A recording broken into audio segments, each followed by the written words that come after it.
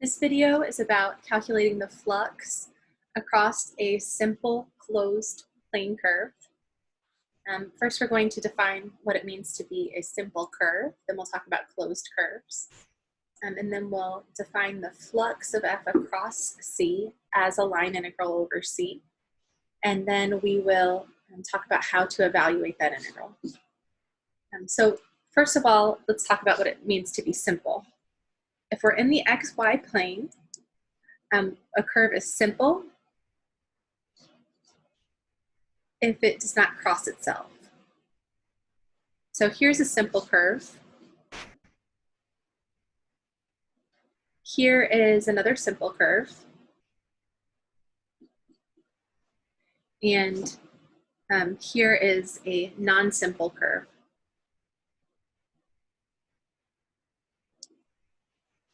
So this one crosses itself twice. So this is not simple.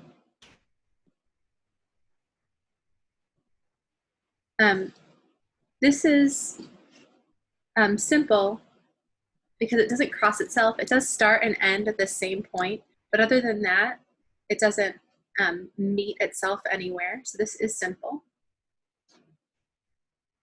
And this is simple because it doesn't cross itself. Now we say a curve is closed if it starts and ends at the same point.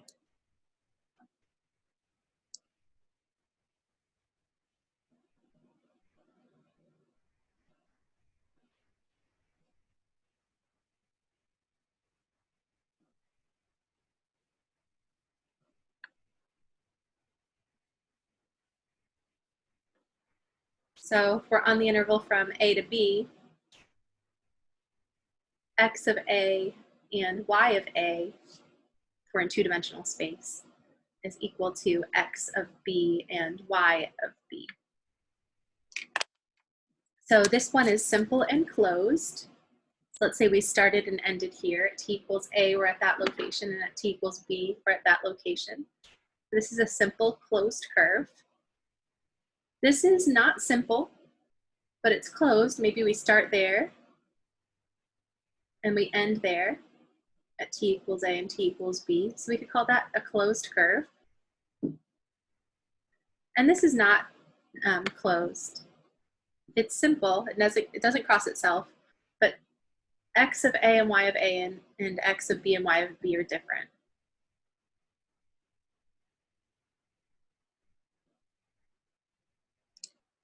Okay.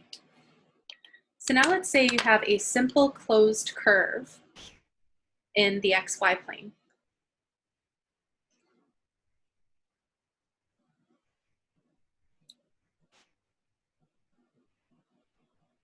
And let's also make it smooth.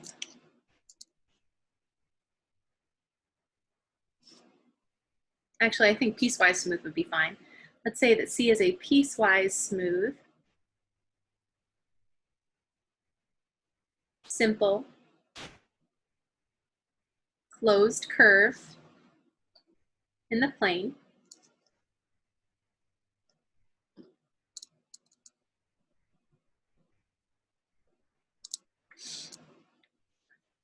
So maybe it looks like this.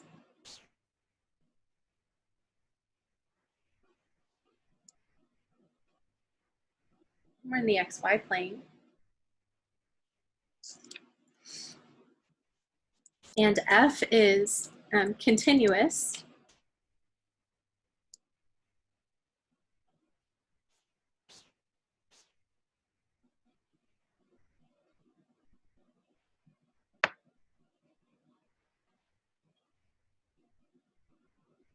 So F is a vector field with components M and P.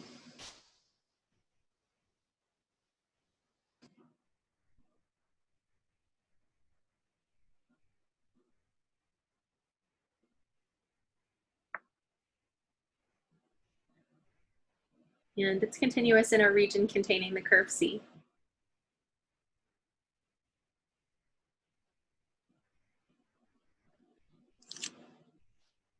Let's say it's in an open region containing C.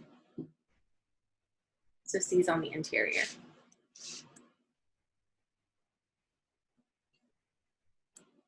So we said if C is a piecewise smooth, simple closed curve in the plane, and F is a continuous vector field in an open region containing C, and one more qualifier, and N, this is N hat, is the outward pointing normal vector.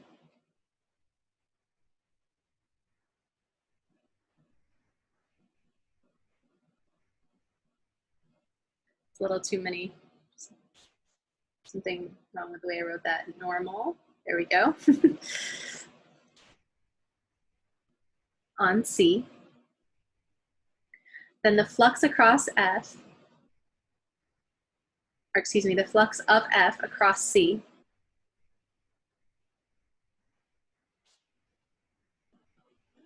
is given by this integral.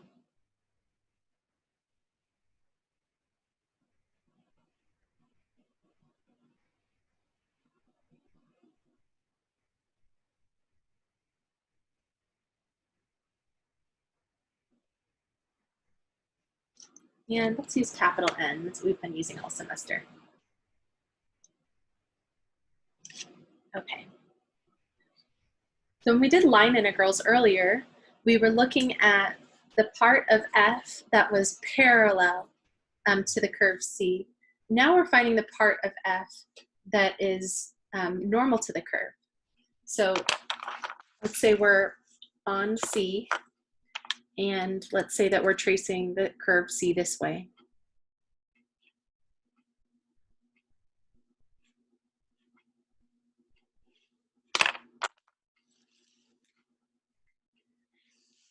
Then at a particular point, the unit tangent is going to point this way.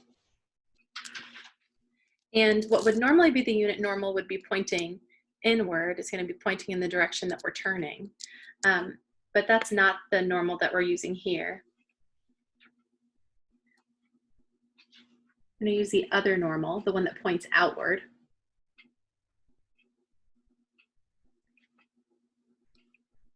And maybe that's why they use that notation lowercase n.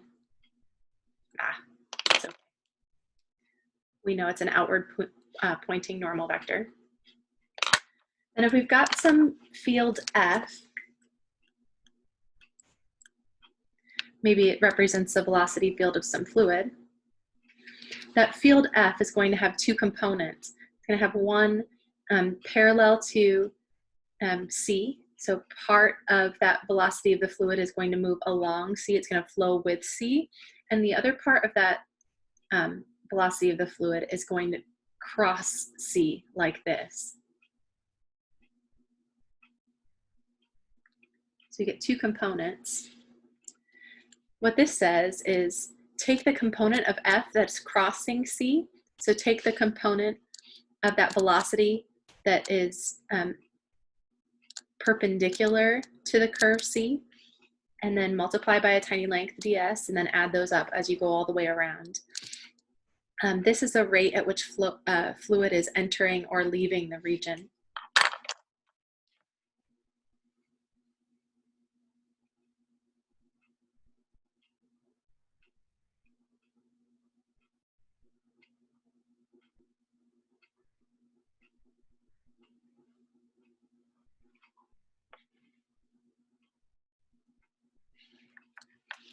If these dot products are positive, or if they tend to be positive, and then when we're done, after we add all of these up, we get a positive number, that means more fluid is flowing out of the region. If the dot products happen to be negative, that means our fluid tends to be going into the region. Okay, so this is the definition, and we have a bunch of qualifiers. So we need a piecewise smooth. Remember what smooth means, no sharp corners. It's okay. If there are any sharp corners, we'll just define that as a separate piece. So we have, it's smooth in pieces. It has to be a simple curve so it doesn't cross itself. It's a closed curve, so we start and stop in the same place. And we're talking about curves in the plane. So we're in the XY plane, we're not in three-dimensional space. If our field F has components M and N, it has to be a continuous vector field in an open region containing C. So the components M of XY and N of XY need to be continuous on C and sort of adjacent to C in a little interval around C, like this. And it's okay if that interval is very small. It just needs to be continuous in the vicinity of C. And n hat is the outward pointing normal. So this is not the same normal vector as before. It's the one that's going out, not the one that's going in. Then the flux is defined to be this. Now, just like when we were looking at line integrals, this particular form is a great definition. It helps us understand the meaning of this. It's saying take the velocity, find the velocity of the fluid that is crossing the curve, and then multiply by a tiny distance, and then add all of those up. And that's going to be defined to be the flux of F across C. And if F represents the velocity of a fluid, that's a rate of change, a rate at which fluid's entering or leaving the region. And if that's positive, more is leaving. If that's negative, more is entering the region. But if I want to evaluate this, I need to write all of this in terms of T. Now, this is a little bit harder because with the unit normal, there are actually two different unit normals that you could have here, this one, and we have to make sure that we're picking the right one. We need to make sure our unit normal is the one that's pointing outward, not the one that's pointing inward. So to do that, to derive a formula that works, let's look at this unit tangent vector here. If the curve C is given by R of t, and R of t has components x of t and y of t for t between A and B. R prime is parallel to the unit tangent. This is a tangent vector. It's just not one unit long necessarily. So R prime is this, and it's parallel to t hat. Now there are two unit normal vectors, one that points in and one that points out. Now since the unit normal and the unit tangent are perpendicular to each other, I can find that pretty easily. Remember from algebra class that if I wanted to find the slope of a perpendicular line, all I had to do was find a line with the negative reciprocal slope. So if this slope was 2, the slope of this one would be a negative 1/2. Do you remember that? Well, when I'm working with vector valued functions like this, the slope is just sort of like it was in algebra class. It's just change in y over change in x. So if I want the slope to be the negative reciprocal slope, I need change in y over change in x to be flipped. I need like this to change with this one. I need those to be reversed, and then I need to multiply one of those by -1. So the unit normal is one of these.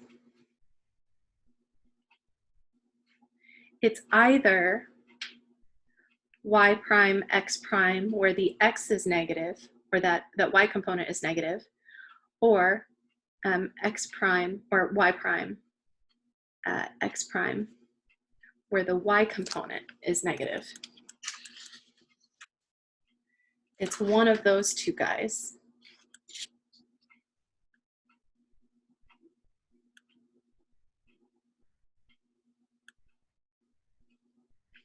And if I'm looking at my picture, well, I guess it depends. If we're tracing out our curve in this counterclockwise direction like this, the unit tangent is always going to point this way.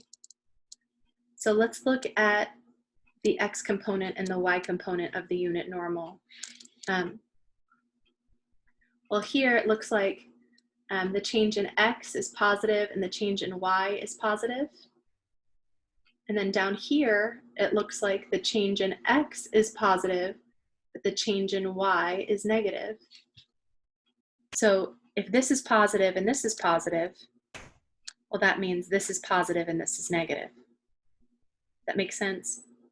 Because these are two positive numbers. If I multiply this one by -1, that's a positive and a negative, that's a negative and a positive.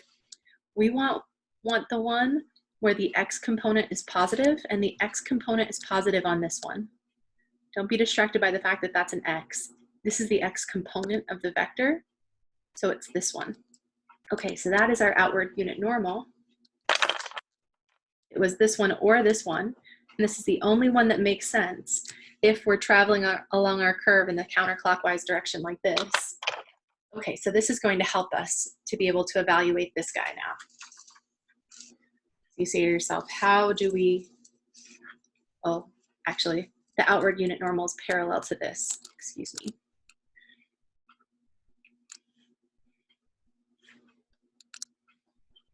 That's not a unit vector yet. Okay.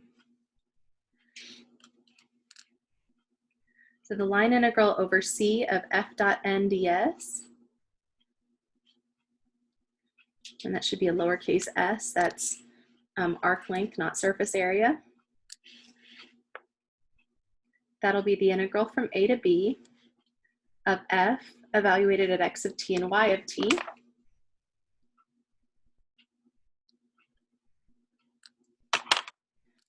Dotted with the unit normal. And this is the unit normal that we want because that will be the outward unit normal provided that we're tracing out our curve in the counterclockwise direction. It would change if we were tracing it out in the other direction. So this is necessary given that we're going in the counterclockwise direction. So n hat is parallel to this. So you take y prime times I hat plus negative x prime times j hat, and you make it a unit vector. So you divide by the length of that, but remember the length of that is the square root of this squared plus this squared. It's the same as the length of r prime, same as the speed. Now ds is still that speed times time, infinitesimal time, and those reduce, and what you get is this integral in practice. The integral from a to b of f of x of t, y of t, dotted with y prime and negative x prime dt. This is the one I tend to use for flux, or you could write it in differential form. It's the line integral of c over c of m of that vector field mn with components m and n, dotted with this, and I'll distribute that dt now. Remember, that's dy. By definition, that's negative dx. And so sometimes you'll see it written this way. It's the line integral of m dy minus n dx in differential form. I prefer this one, but some people prefer that one.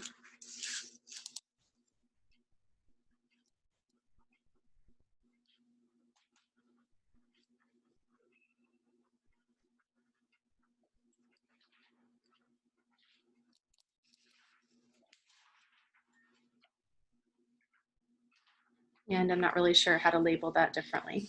This is what I use, and there's the differential form. Okay, let's evaluate an integral like this.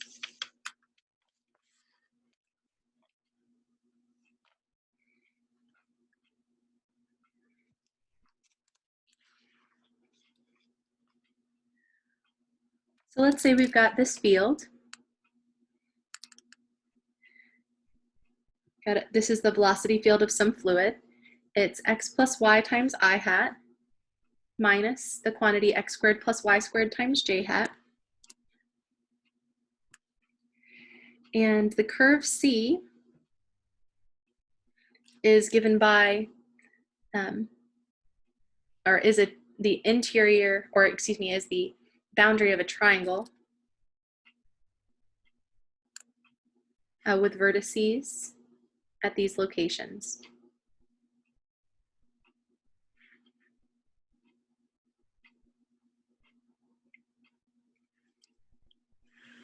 And I don't know if I stated all of my qualifiers for that flux integral. I wrote it down, but I didn't tell you exactly when we can use it.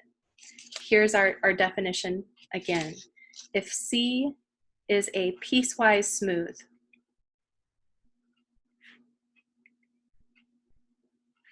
simple closed curve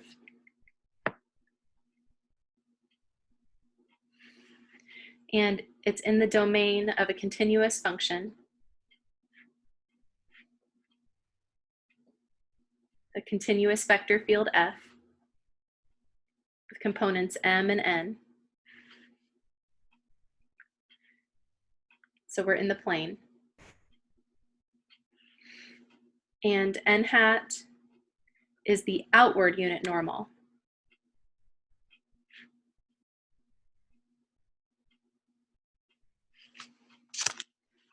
On C.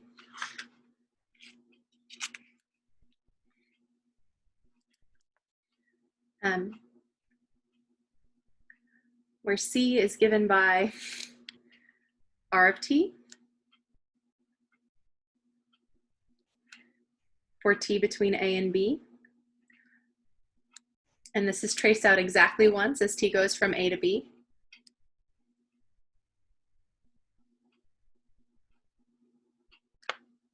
And it's traced out in a counterclockwise direction.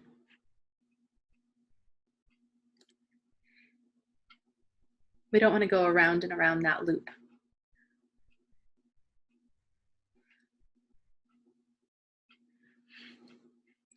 If that's true, then that flux integral that we talked about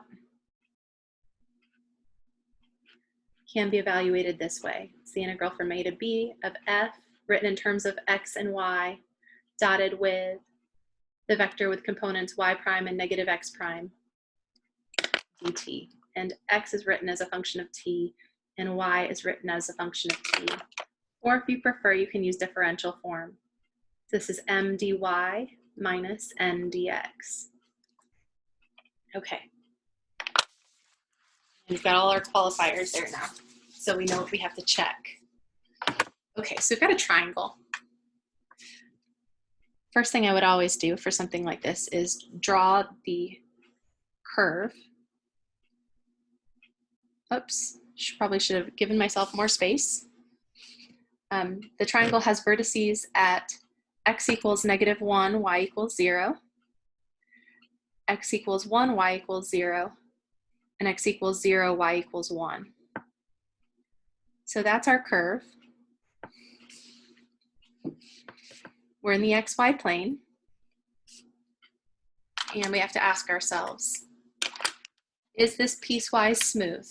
Sure, that's smooth, and that's smooth. Is it a simple curve? Yes, it doesn't cross itself. Is it closed? Yes. Is it in the domain of a continuous vector valued function, f? Well, sure, the x component and the y component are polynomial functions in x and y. Those are continuous all the time. Then if that's true, and n is the outward unit normal on C, so n is going to look like that. So that's our n hat over there, that's our n hat over there, and this is our n hat down here. And C is given by R of T for T between A and B, traced out counterclockwise exactly once. Then this flux integral is equal to this or this, and I prefer this one. Okay, so now I want to find the flux of F over this curve C. Now we have to go in the counterclockwise direction, so we need to go this way. If we go the other way, we're gonna get the wrong answer. Or actually, if we went the other way, yeah, this normal vector wouldn't be exactly right. So we'd get the wrong sign on our answer. Okay, so the first thing you need to do is sketch the curve C. And our C has 3 parts, C1, C2, and C3. And the next thing we need is a piecewise smooth parameterization of C. Or in other words, we need to find R of T. R of T is actually pretty simple. I think I'll start down here. Well, actually, let's start here. That piece is going to be really easy. So I'll call this part C1, that line segment C2, and that line segment C3. And I'll call R sub 1 the parameterization of C1. We're in the plane, so R sub 1 has components x of t and y of t. And if I'm on this line, y is equal to 1 minus x, because the slope is -1, and the y-intercept is 1. So I want to keep that in mind. And since x is changing by 1 unit and y is changing by 1 unit, let's let t go from 0 to 1. Now you can use the values for y or the values for x to come up with x in terms of t or y in terms of t. And once you have one of them, you can substitute that into this equation to find the other one. So since I'm starting here for y and I'm ending up here for y, I think I'll make a chart for y. When t equals 0, y is equal to 0. And when t equals 1, y will be 1. Well, isn't the equation of that line just y equals t?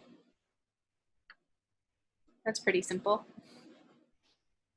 And if y is equal to t and y equals 1 minus x, then I can use this equation to solve for x. So I'll subtract 1 from both sides and then multiply both sides by -1 to get x by itself. Let's check. When t equals 0, x is equal to 1. Okay, that's where we're supposed to be.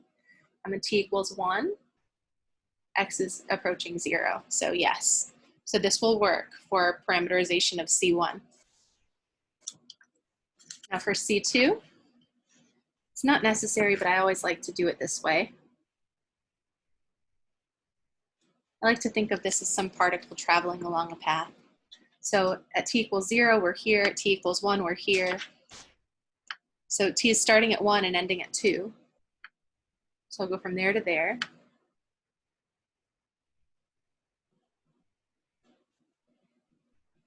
Or x is changing by 1. So we knew t was going to have to start by 1 or at 1 because of this. But since x and y are both changing by 1 unit, I'm just going to let t change by 1 unit. And on this little line segment, well, y is going from 1 down to 0, and x is going from 0 to -1.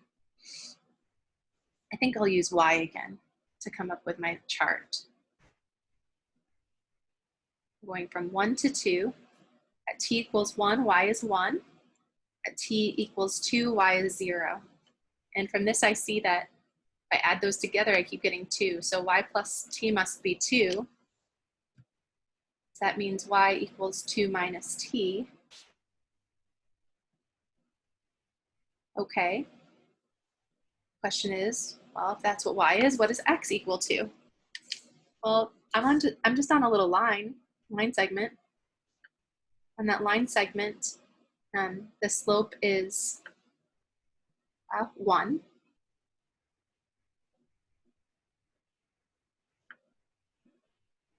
Up 1 and over 1.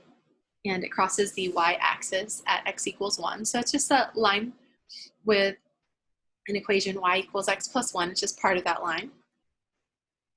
Well, if y is equal to this and y equals x plus 1, then we can solve for x pretty easily. Let's subtract 1 from both sides. And we get x equals 1 minus t. Okay. And then for C3, this is pretty simple.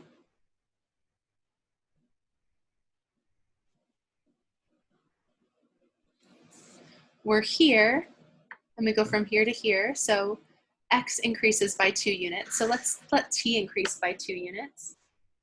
So let's let t go from 2 to 4. And the simplest part of this is the fact that y is equal to 0 the whole time. So I need to make a little chart for x and t. When t equals 2, x is -1. When t equals 4, we want x to be 1. If I add these together, I get 1. If I add these together, I get 5, so that's not going to work. But if I subtract, 2 minus -1 is 3. 4 minus 1 is 3. So I think we can just say t minus x is 3. So if I solve this for x, I get that. X is t minus 3. And if you're not sure, just check. If I substitute in t equals 2 here, I get -1. If I substitute in t equals 4 here, I get 1. So it checks out. That's my r sub 3.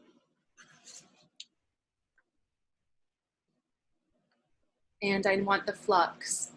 So I need to compute y prime and x prime, find those normal vectors, take dot products. I also need the field on each curve. And the field was given by this sort of complicated formula. Okay, so we sketched our curve, we found a piecewise smooth parameterization.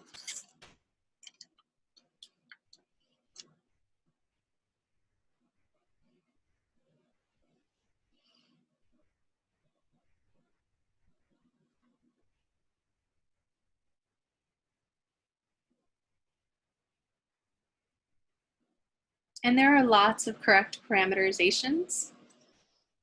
Your parameterization may look different from mine, but you'll get the same answer, provided your parameterization and my parameterization are correct, provided we haven't made any errors. There are lots of different ways to parameterize a curve because you can go across that curve faster or slower. You could replace all the t's with t squared if you adjusted these just the right way, all kinds of things like that. But this is going to be a nice simple parameterization of the curve. Okay, now we want to set up our integral. Oops, that should be an integral from a to b of f of x of t and y of t dotted with y prime and -x prime. And that's the unnormalized normal vector. So it's the normal vector, but it's not 1 unit long. It's perpendicular to the curve and it's going outward.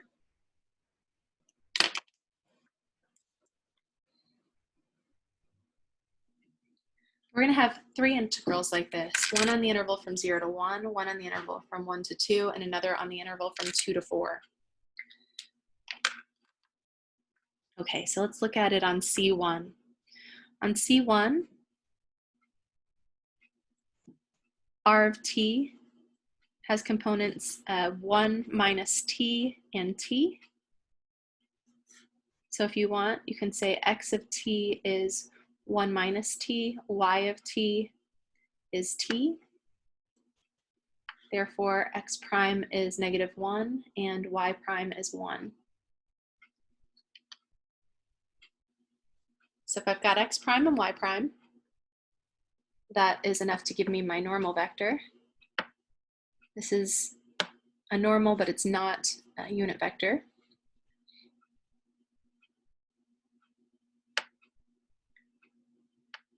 So you have 1 and a -1, which is +1. Okay. So we calculated the normal.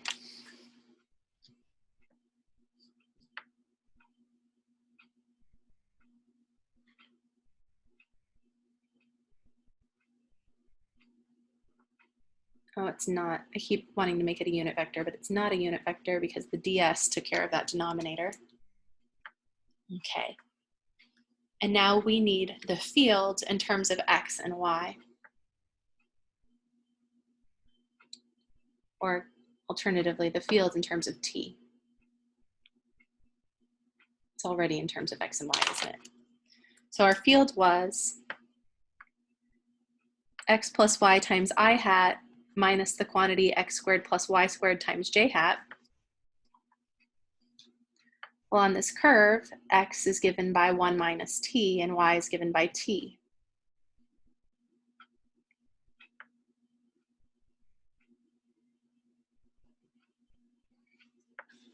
And of course, we can simplify this. The t's reduce. That's nice. And that 1 minus t squared can be rewritten as 1 minus 2t plus t squared. Let's write it twice in FOIL, you'll get that. And so we end up with a negative 2t squared plus 2t minus 1. That's our field in terms of t. And then you want to compute the dot product of f with that unnormalized normal vector.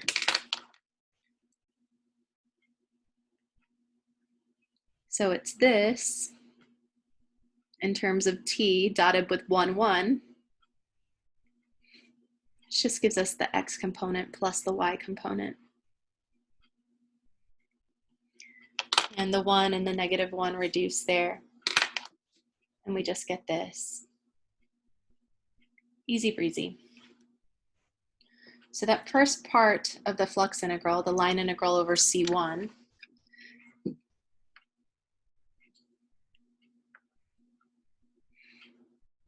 is the integral from 0 to 1. Those are our bounds for C1 of f dot n, which ended up being that, dt. And that's easy to evaluate.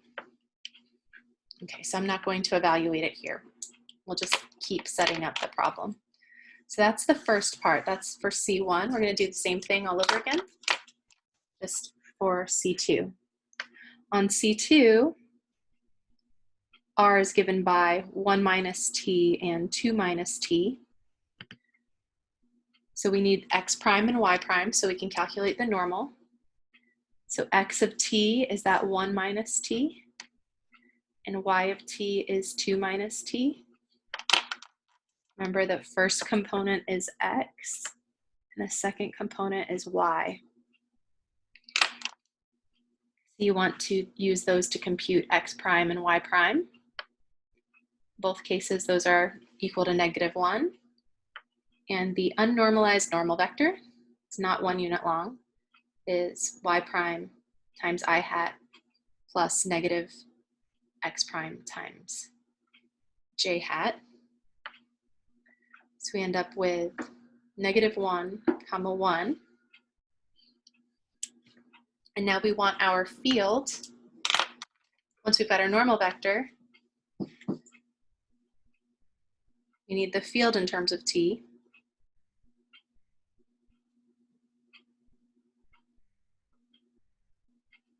It's not a prime, sorry.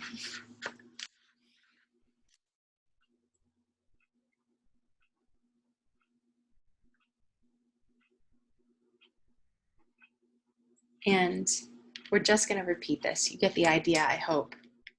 If you don't get the idea yet, keep watching. If you do, you could probably go try some homework problems on your own.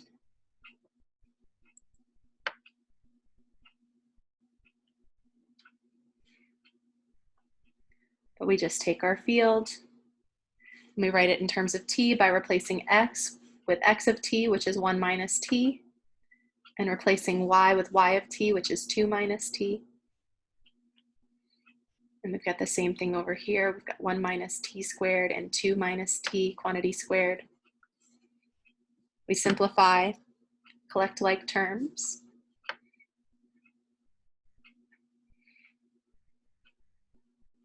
Write that twice in FOIL, you'll get that. Write this twice in FOIL, you'll get that.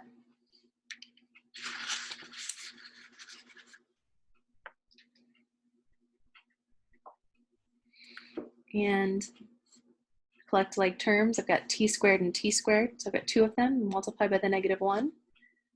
Then I've got negative 2t and negative 4t. That's negative 6t times -1 is positive 6t.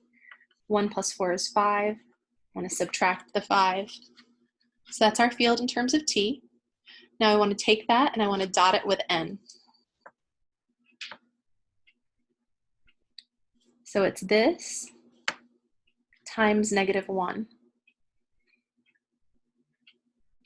X component times the x component plus the y component of my field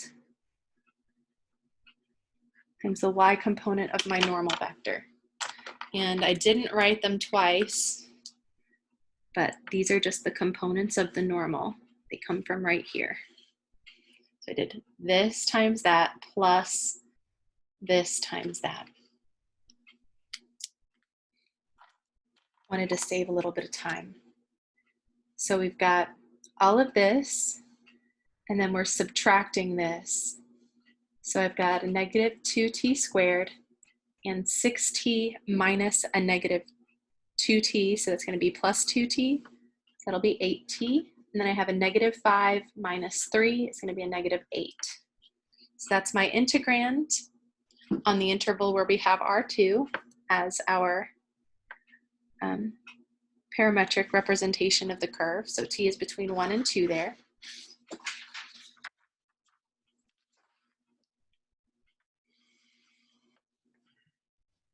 So the line integral over C2 of f dot n ds is the integral from 1 to 2 of that negative 2t squared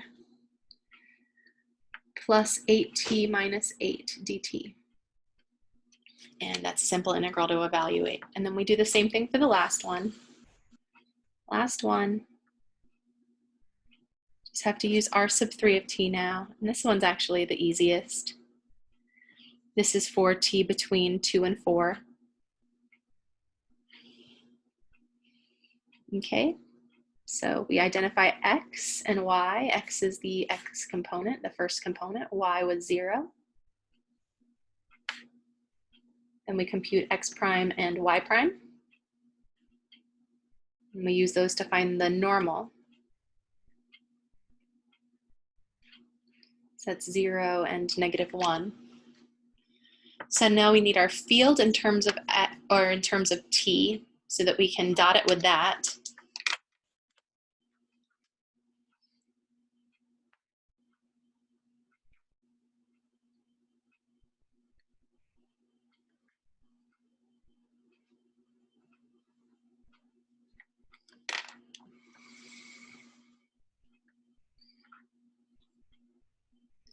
And that was x plus y and negative x squared plus y squared.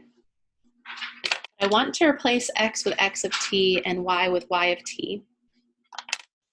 Well, y of t is 0, so this just becomes t minus 3 minus the quantity t minus 3 squared. And we're taking this and we're dotting it with n. So we needed to compute f in terms of t.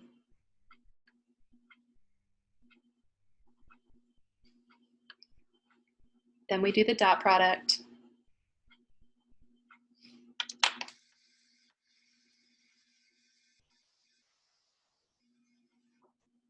And that's going to be 0, the x component of n, dotted with the x component of the field, plus, or I said dotted with, it's multiplied, x component of n times the x component of the field, plus this times this.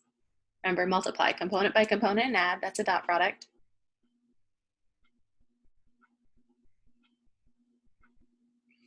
Okay, so that's 0, and a negative times a negative is a positive. So we get that there. And so the line integral over C3 of f dot n ds becomes the integral from, I wrote 2 to 2 here. That's the integral from 2 to 4 of t minus 3 squared dt. So we set up the integral. And that's easy to evaluate. You can either write it twice in FOIL, or you can use a simple U sub of the whole flux integral.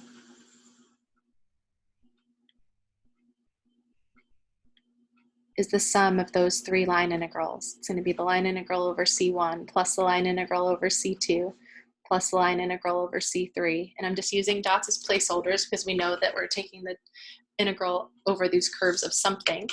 And it's actually the exact same thing as it was over here. Now earlier we found out the line integral over C1 was this, the integral from 0 to 1 of 2t minus 2t squared.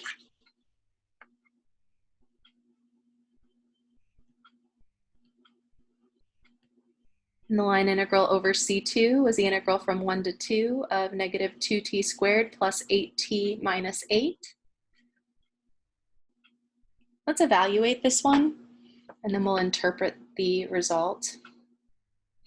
We have the integral from 2 to 4 of t minus 3 squared dt.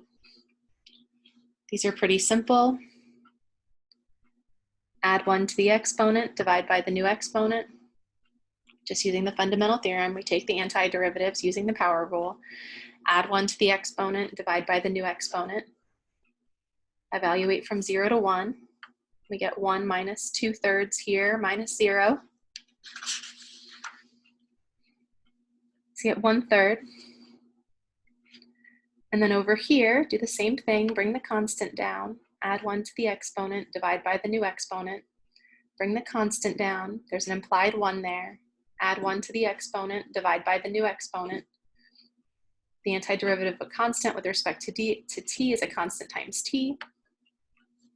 Evaluate from 1 to 2. At 2, we get 8 times negative 2 is negative 16.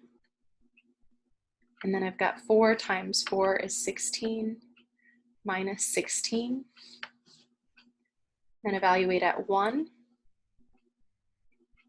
and subtract. So I've got negative 16 over 3 plus 2/3, and that's going to be a negative 4 times negative 1 is going to be positive 4. Okay, here's a simple u sub. U equals t minus 3, du equals dt. U of 4, that's going to be my new upper bound, is 4 minus 3, which is 1. U of 2, my new lower bound, is 2 minus 3, which is negative 1. So I have the integral from negative 1 to 1 of u squared du. Add 1 to the exponent, divide by the new exponent, substitute in 1 and negative 1 and subtract.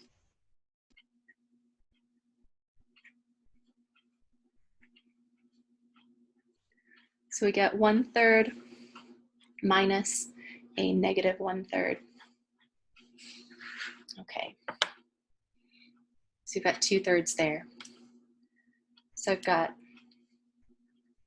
2/3 and 2/3 and 1/3. So this is negative 15/3.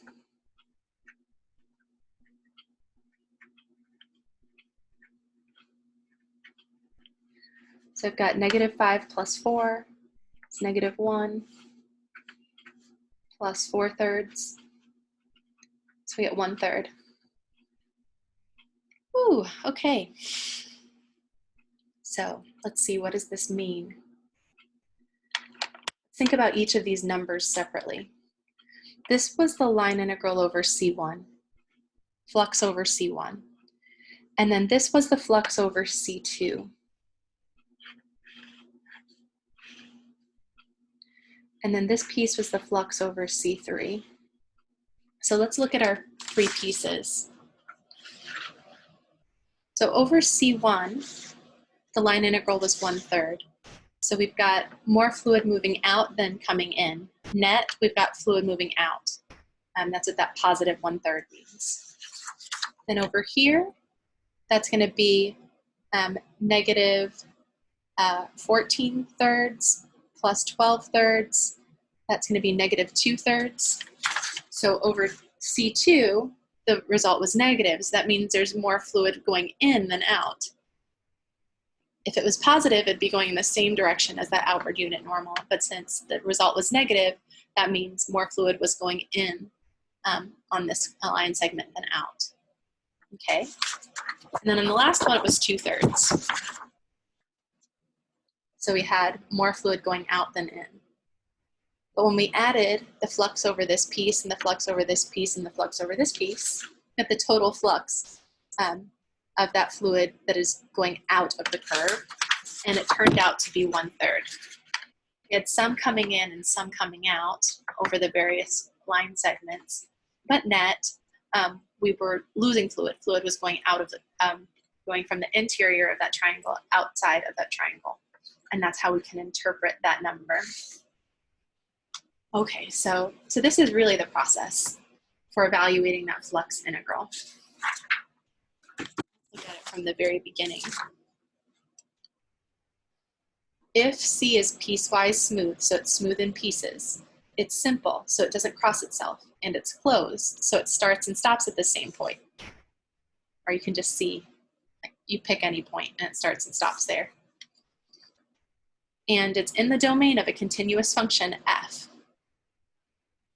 You're in the plane, and N is the outward unit normal on C, and C is traced out counterclockwise exactly once, and given the parametric representation R of T for T between A and B.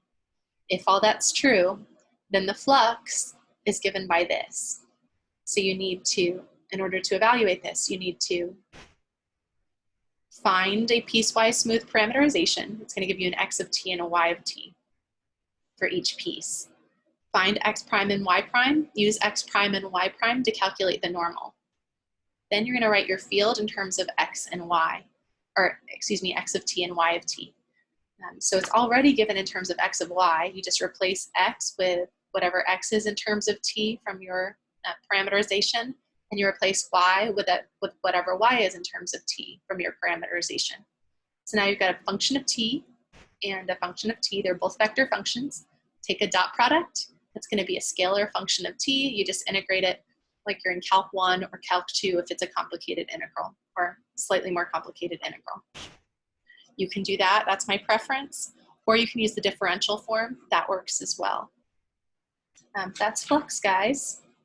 We interpret this flux as positive, or if this is a positive number, you calculate the flux and it's positive, that means more fluid is moving out than is moving in. If that's negative, there's more fluid moving in than is moving out as you go all the way around the curve.